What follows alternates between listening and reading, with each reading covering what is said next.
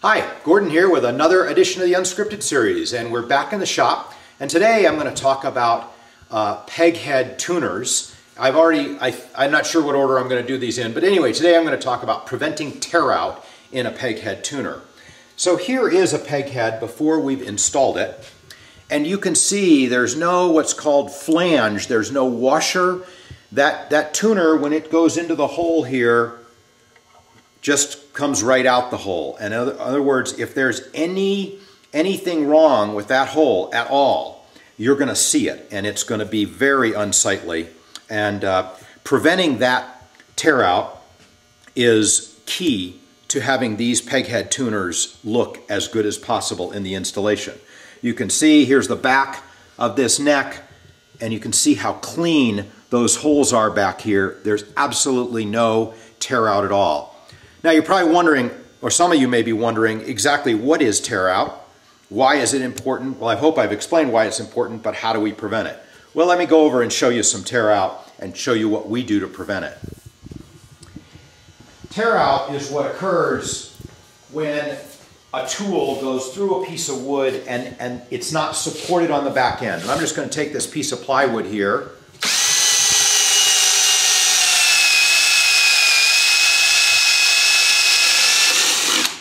and drill through, and look what's happened on the back end.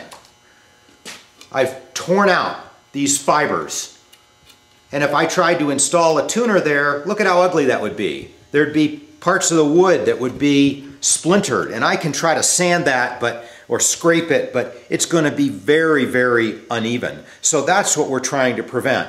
Now I know there are several ways of doing this, but I want to talk about the way that we use, and we use it because I think it is the best way to consistently put in the peg heads perfectly, have them perfectly aligned on the headstock, and prevent the tear out. So here is this fixture that Ben Bonham has designed, one for the 4-string and one for the 6-string, and it's designed so that our headstock fits in there perfectly, and each of those holes are perfectly aligned. You can see on the back there are holes, and that's going to go into a corresponding pin on the drill press. So here I have my headstock and neck, and it's ready to be drilled for peghead tuners. So in it goes, clamp it down, and we'll go over here to the drill press. The peghead tuner is a 7mm starting hole, and then we have to taper it a little bit, and I'll talk about that later. But here's a 7mm drill bit, and here's that little pin. And that pin is going to go right in there. And when Ben put all this together for us, he made sure that that drill bit was perfectly aligned in that hole. And he actually did that by using that drill bit to drill the hole and epoxy that pin right in there. Now the key here is I'm going to drill each of these 4 holes for the peg head, but I'm not going to go all the way through. I'm going to go halfway through, I'm going to flip this over, and I'm going to come in from the back side. It all sounds good, but I'll tell you, unless this fixture is perfectly accurate, when you drill from the back, it will be off-center, off-line from where you drilled from the front. Ours, it took a lot of time to get it, but they are perfectly centered. And that means when I drill from the back and the front, those 2 holes will meet up perfectly. I've got a little bit of a stop. I've got a stop on that so that I can go to the stop and I know it won't drill through.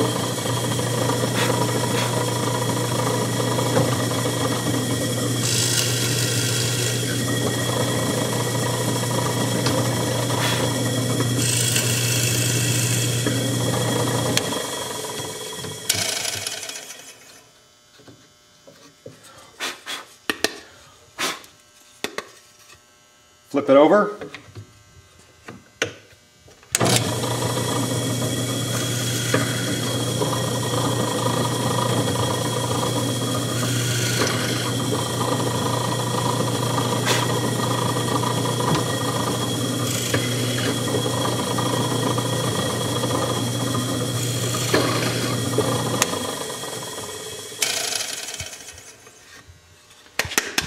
And there you have it. They've been drilled perfectly. They are all just exactly on center.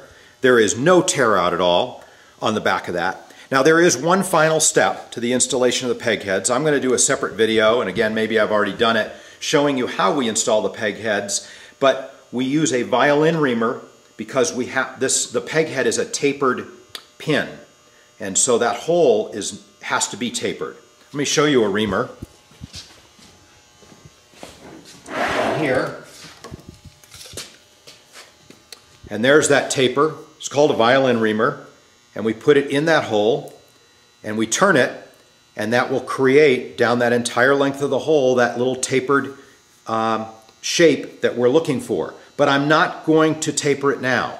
I'm going to wait, in fact, until the very last step. And the reason for that is that if I try to taper it now, even this ultra sharp, expensive little reamer is going to create the tiniest bit of grain tear as it turns there. But if I wait until we've put our 4 coats of True Oil on this, that oil has a way of bonding those fibers and kind of gluing them together so that when we ream it, we get just the most perfect hole possible. So this has taken us a long time. Our earlier work was not as good as I would love, but now I'm really happy with just how nicely we can get those peg head tuners into the headstock. It's taken some time, but I'm really happy with the results. And I've said that twice, so I think it must be time to end the video. We'll see you next week. Bye-bye.